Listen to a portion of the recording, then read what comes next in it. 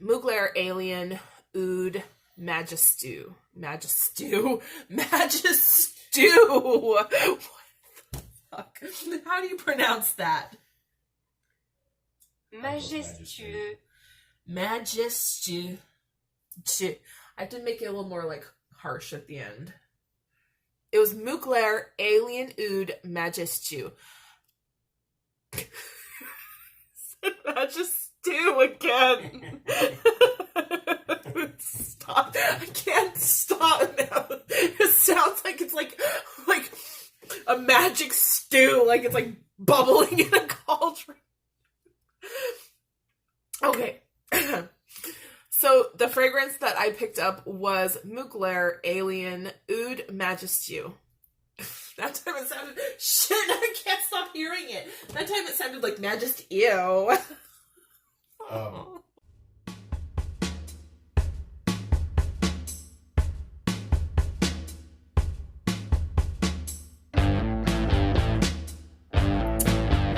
Hello, lovely people. Welcome back to Perfume Vegas. I'm Holly Golightly, your hostess, and I'm here with another video, of course. I'm doing today the Show Us Your Spritz tag. This was tagged, was a tag started by Moody Boo Reviews, who tagged a bunch of people. I'm doing the tag today. I will link her original video, either in the card or I'm not sure where, or down in the description box, but that's what I have for you today. If you want to check out some of the other perfume tags I've done, I will put that link up here as well, or here, wherever, because you know what, we're all hanging out, we're just hanging out, hanging in, and trying to make the best of stuff. So with that, I'm going to go ahead and get started. So, okay. I have it's on my computer, but I have really bad eyesight, and I don't want to wear glasses for the video because it reflects off my glasses. So, you'll have to pardon me. The first question, or the first tag question, unicorns are real. The perfume you had to chase the longest to acquire. So I actually just received that, and that's kind of the reason I was waiting on this tag, to do this tag, because I knew this was coming. Holy crap. It's super noisy. I don't know what happened. The perfume that I have here is the answer to that question, and this is Angel Garden of Stars Lily. I just got my lipstick on it. Oh my gosh. So this is a flanker of Angel. The Garden of Stars collection was released in 2005. There were 3 fragrances in the original collection. There were 3 fragrances in the original collection. There was Lily, there was Peony, and there was Violet. So Lily, Pivoine, and Violette. So of those 3, by far the best, in my opinion, was Lily. It's amazing. We already talked about how much I like Lily scented, Lily fragrances. That was a tag that I did as well, the 3 for 3. That will be linked. And this is a beautiful Lily. There's another fragrance in the Garden of Stars that was released a year later, and it is La Rose. So they were all limited. They're all disconnected. Girl, what? So the Garden of Stars fragrance flanker line. Can we not? So the Garden of Stars, the fragrance flanker line, has long been disconnected. I said it again. Oh my God. The Garden of Stars fragrance flanker line for Angel has long been discontinued. Lily seems to be the most sought after and hardest to find of the Garden of Stars collection. I'm not sure why, to be honest. as far as I know, all of them are equally about as good as the other. I just prefer Lily to the other scents. But as far as I know, they're all equally as good as the other. So I'm not sure if there's just was less demand originally for Lily. I know that I think that Violette sold the best in the original run, and Rose I know sold really well. But for some reason, yeah, it's a little bit harder to get a hold of. So anyway, I had a bottle. This is all coming to a head here with this story. I owned a bottle. I had purchased a bottle when it was released, or actually it had been purchased for me as a gift when it was released, and I had it, and then I didn't anymore due to this and that circumstance I'm not going to go into. So it had always been there in the back of my mind that I wanted to get a new bottle, that I really wanted this in my collection again. But like I have said with other things, especially Cartier Bisavola, it just was a matter of finding a product that was affordable at a time that I was able to buy it. So it kind of all came down to, like, it finally came to the magic hour, and my luck blossomed, and I found a seller who had a full bottle of the scent, and all the information is there on the bottom. It was unboxed, and there is a slight damage on the bottle, but it was $30. Like, holy crap. So anyway, the scent, as expected, there is a lot of lily. There's hyacinth. There's some watery florals. On the top, there's bergamot as well. Some, a little bit of citrus scent. But the dry down has that angel DNA. It's very rich, slightly gourmand, slightly woody, very patchouli. I know there's, I don't know. Okay, I think there's cardamom or some other spices. Nutmeg. Is it nutmeg? I feel like nutmeg. I'll list the notes again down below. And it dries down with that really sort of angel DNA, gourmand, oriental vibe with that patchouli there. And it's just, it's so good. And with the lily, as the top, like the floral note in this garden scent, it really just makes it exceptional. So my unicorn was Angel Lily from the Garden of Stars collection. The House of the Rising Scent, a new perfume house you've just discovered and are loving. So, okay, I had to think about this because there's some perfume houses that I wouldn't say that I've just discovered, but more that I've just recently purchased something from them. And one of those houses is actually on my list. One of those houses is actually on my list for a different question. So for this question, I thought a lot about some of the different indie brands that I had discovered. And there wasn't a lot that were totally new to me. Most of them I've had samples from, at least, if not have purchased from. But one did stand out, and that was Fabled Fragrances. Now, it's an indie brand. You can find them on Etsy. I will link the Etsy shop below, and I will also put in the cards the video where I talk about my first purchase from them. But their products, I have found, are extremely well presented. Their products are very well crafted. There's a lot of synergy. There's a lot of balance in their perfumes, and it's really creative without being distracting. And by distracting, I mean, like, sometimes perfumers can be too creative and the fragrance like gets a little bit strange, weird, overwhelming, however you want to put it.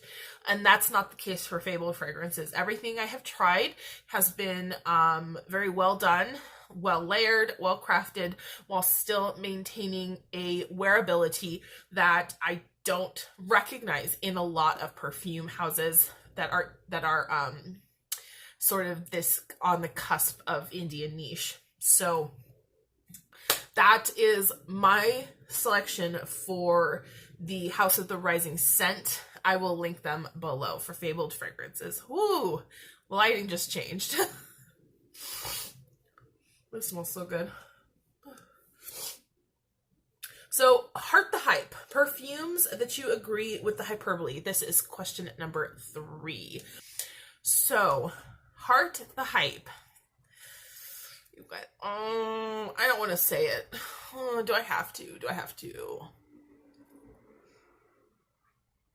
My pick for heart the hype is Maison Francis Kurkdjian Baccarat Rouge 540. I don't own it.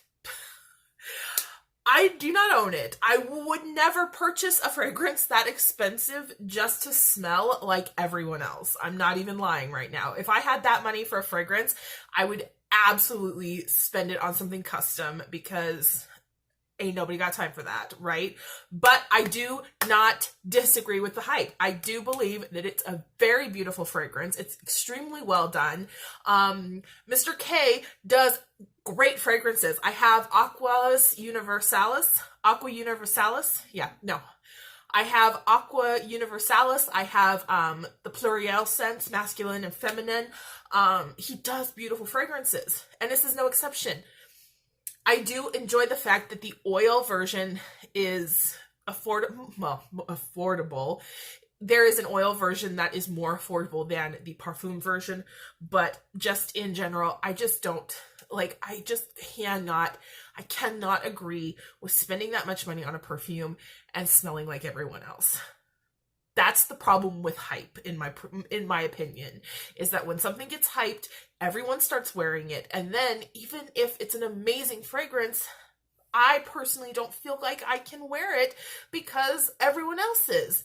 I like to smell unique. I like to feel pretty, and part of feeling pretty in regards to the way I smell the fragrances that I choose is that I'm not going to smell the same scent on someone else when I go out the door. So I heart the hype. I very much agree that Baccarat Rouge 540 is a beautiful fragrance. It's beautifully crafted, and Mr. K is a genius, but I will not be purchasing it. That could go in its own tag. But yeah, that is that for Heart the Hype. Renounce the Ounce. Perfume where you disagree with the hyperbole. Where do I begin? Okay. Now, if Francis Kurkdjian is genius, Tom Ford is Tom Ford does fragrances in a very interesting way. And I know that he is not, the Tom Ford himself is not standing over the vat of boiling witchcraft, whatever, however you make the shit, you make it, and sprinkling in, ingredients, whatnot. I know that he has perfumers that he works with. I know the way, I know the basics of how these things are done. I'm not a professional, but I know kind of how it happens.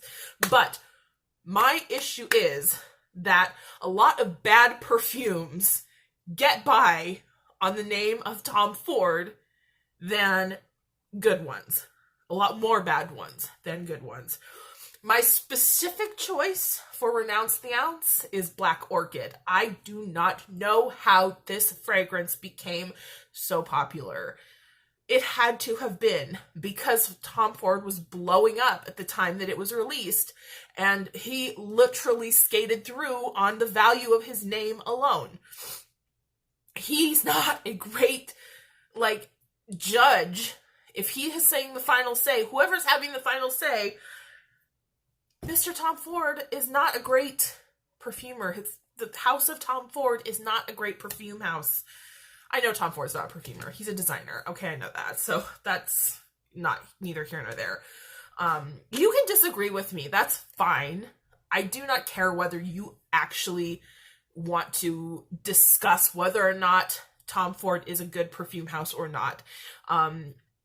It's my opinion, and when it comes to things like perfume, the only thing I need is my opinion, and that's what I have here. I have my nose, and I have my opinion of how it interprets the things it smells. And what it has smelled from Tom Ford has not always been the best.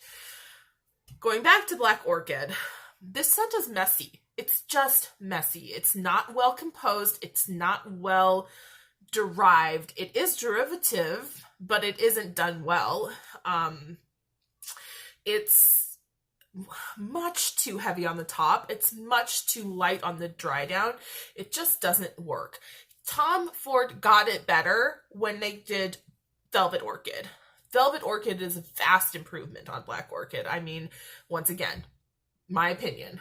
But as for Black Orchid, that stuff should go in the garbage. Honestly, I know that now it's like a huge seller and everyone loves it, blah, blah, blah. But I'm going to be real with you. It's a terrible fragrance. It smells awful on everyone, and it honestly should go in the garbage. I have to throw my samples away whenever I get them because I can't even bear to have it in the air. So anyway, there are good ones though. There are good ones. I will not dispute that there are good ones. I own some. I love Tom Ford Noir. I have Shanghai Lily. I love Plum Japonaise. I love Jasmine Rouge. I love Tobacco Vanille. Well, no, that's I don't love Tobacco Vanille. I like it. But yeah, so I'm not going to argue that there's good ones. But for Renounce the Ounce, it has to be Tom Ford Black Orchid. I don't even know what's wrong with people when they say they like that scent. I really don't. It's bad. It's really bad. Like, yeah, anyway. Okay, you guys, I am sorry. My camera died. I had to go out and change the settings. So anyway, that was Renounce the Ounce. Now, if you are upset, angered, otherwise unhappy by my vitriol towards the House of Tom Ford, you may feel that you can recoup some of that in my next choice, because it's not exactly like high perfumery. All right, so like don't get it twisted here. I'm not trying to tell anybody that I know what smells good and what doesn't. I'm just saying what I like and what I don't. That's the tag, okay? The next question, Love is Blind Buying. Love is Blind Buying. The best blind buy, whether recent or overall. I've had a lot of good blind buys. I'm actually pretty good at blind buying fragrances. I don't always hit the mark, and usually when I'm off, it's either I know that I'm kind of hesitant about it, I'm not sure, or I just straight up buy something stupid that I should have known I wasn't gonna like something from, never mind.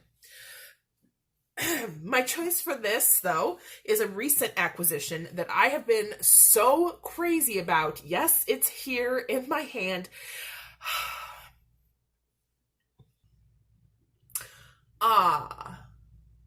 Alas, alas, poor Yorick. I knew him, Horatio. Yeah.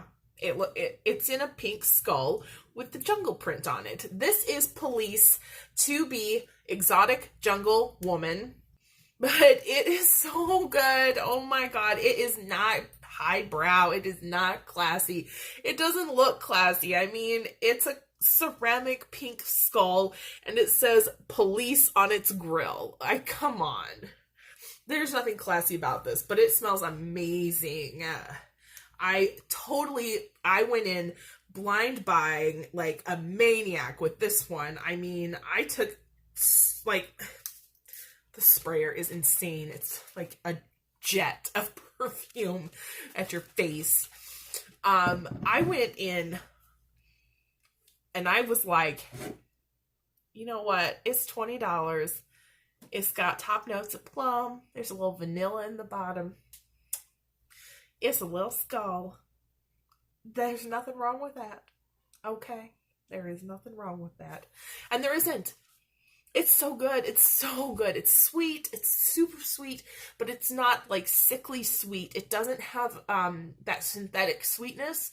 It just has a really nice, yummy sweetness to it, which is why I feel like this is a really good sweet fragrance for spring and summer, because there's no syntheticness to it. It's not going to get overwhelming and start to make you feel sick or make other people around you upset. I love this. I really want to get more fragrances. I want to get more of the To Be fragrances in the skull. And I want to get more police fragrances just in general, because I'm not sure if this is a one-off or if they're actually really good fragrance house. If you have experience with the brand, let me know down below. So yeah, if you think that I'm crazy because I'd rather have Police To Be Exotic Jungle Woman over Tom Ford Black Orchid, then I can't tell you you're wrong, okay? This is the best blind buy that I've had in a while, though. So, the next, what was I going to say? I don't know, I was going to say something else, but I totally got distracted. It smells so good. It smells really good. The next one is Crystal Baller. What future purchase or delivery are you most anticipating and excited about? Well, funny you ask, because unrelated to this video, I actually just placed an order today. I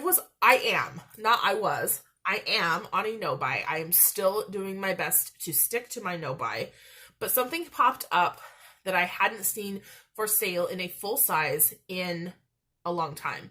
Not on the actual fragrance net website or fragrance outlet website.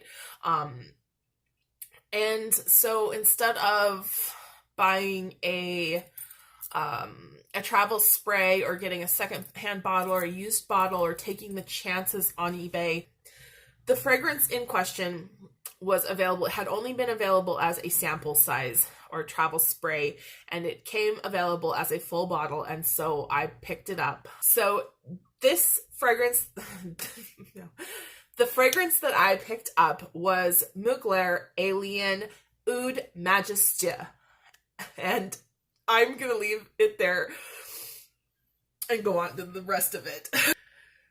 The next question, I take it rare, perfume you have that very few others would have. This is an interesting question because this assumes that you know like the rarity of all of your perfumes, as well as the chances that the people who view this are going to have it in their collection. I don't know those things. I mean, I know the rarity index, kind of, sort of, but whether or not other people have it, whew, good question. I don't know. But I do have one that I know a lot of people have not heard of. So I would imagine that it's fairly rare in people's collections. And the perfume that I'm talking about is the Balenciaga Paris Flanker, Balenciaga Paris L'Edition Mère. This was, oh my god, I love this so much. I've talked about this on my channel before. This was released in 2014. It was a limited edition. It came after the release of Balenciaga Paris L'Edition Low. I think it was the next year. It was only available in the US at Neiman Marcus. I do not know if or where it was sold abroad or in other countries. You could also purchase it from Balenciaga directly. But so here we have a limited edition flanker of a moderately successful luxury perfume line, and it's not inexpensive by any means, and it's also not easily accessible to a whole lot of people. There's a lot of people I know that didn't even know this was a thing, because honestly, a lot of people don't really care. And it sounds bad to say, but it's true. So Balenciaga Paris L'Edition Mirror is a release that was limited edition for the spring-summer of 2014. It is designed to look like the sunlight reflecting on the top or the surface of the ocean. And then the cap is designed to mimic the look of a pearl. This is an aquatic fragrance, as you could expect, based on those things I just told you. It smells nothing like the original Paris. This is very good, because when I was saying before about the only blind buy fails I've had being fragrances that I took a chance on when I wasn't sure, this was one of them. So this could really be definitely counted in my blind buy successes, because I really got lucky. If I had not liked this, I would have been pretty peeved because it was costly. Anyway, going back, the scent. As you see, I actually do wear this quite a bit. That's quite a bit of use for me for 6 years. Only in the spring and summer too. It's a really nice aquatic. It's a pretty comfortable aquatic. The only similarities to Paris, the original Balenciaga Paris fragrance that I notice in this edition, are some of the florals. There is a slightly heavy-handed floral undertone that is reminiscent of the original Paris, but for the most part, the aquatic notes and the green notes take the stage with L'Edition Mirror. There's supposed to be a seashell accord in this fragrance, and I'm really not sure what seashells smell like or how the perfumer decided to come up with the scent of seashells, but that's an interesting bit of trivia as well. It's super soft. It's not powdery. It's watery. It's aquatic. It's like greenish floral, and it does have a sort of feeling of being at the sea or being at the sea shore. But I prefer seaside scents that smell more like the kind of seasides and the kind of beaches that you can't suntan on. The ones that have like seagrass growing and wind blowing. Like, that's the kind of atmosphere I like for my aquatic scents. And this really, really, really, really, really fits that. So the scent that I think that probably not as many people have in their collection is Balenciaga Paris L'Edition Mirror. So that was my choice for I Take It Rare. Don't know why it took me so long to get that out. All right, this next one was the funnest one that I have, and it was so funny. I will get to it. I'm like one of those people who starts telling a story that's like, oh no, never mind, whatever. Okay, so the next category, I'm stuck on Band-Aid. If you could create a perfume for your favorite band or singer or actor, what would it be called, and what would be dominant notes? My favorite singer of all time is Hozier, and it's so funny because he just posted some stuff on his Instagram stories as I'm doing this recording, and it's funny based on context, but it's not funny if you're not a fan, so it doesn't matter. Anyway, one of the things that his fans, like the fan base likes to call him is, like a forest god or the Green Man, because he is Irish and he's very down to earth. He's very connected to his music. He's very connected to his country, his land. And that really comes through in his personality as well as his songwriting. He has a lot of Irish folk music influences. So the perfume or the cologne for that, in this case, that I would create for Hozier is called Cernunnos, and that is the horned god of the forest. And this fragrance, this cologne, would encapsulate all the aspects of a forest, with florals, with like the lightness of the canopy, the middle of the forest with the trees, and then the forest floor with florals and earthy tones. So for the top notes, again, I'm not a perfumer. I'm not great at this. I don't know how well these things would go together, but take the thoughts of these fragrances, like these ideas, and just kind of combine them instead of the actual notes, and that's what I'm going for, okay? So at the top, I'm starting off with the sparkling hit of bergamot. That's the fresh air, the sunshine that's coming to the forest. Then we have hyacinth and clary sage. Again, like fresh, airy, light, but a little bit floral, a little bit breezy and sensual, drawing you in.